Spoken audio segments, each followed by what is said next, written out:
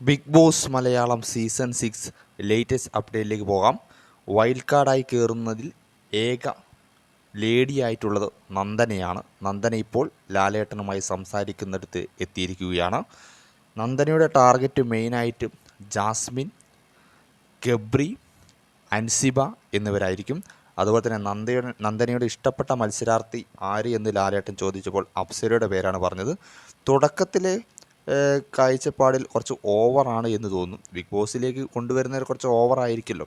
എന്തുകൊണ്ടായാലും big boss കൊണ്ടുവന്നില്ല, ഒരു wild കാർഡായിട്ട് കൊണ്ടുവന്നിട്ടുണ്ടെങ്കിൽ എന്തെങ്കിലും ഒരു കാര്യമുണ്ടാകും. അത് എന്ത് തന്നെയാണെന്ന് വരും ദിവസങ്ങളിൽ അറിയാം.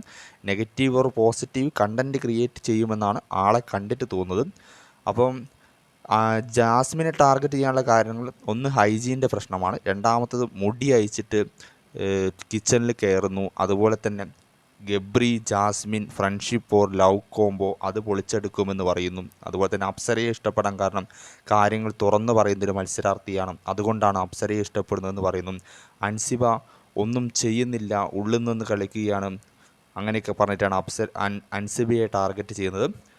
എന്തായാലും കണ്ടു തന്നെ അറിയാം. നാളെ ഇവർ വീട്ടിനകത്തേക്ക് കയറും. അതിനുശേഷം ബാക്കി എന്ത് സംഭവിക്കുന്നു നോക്കാം.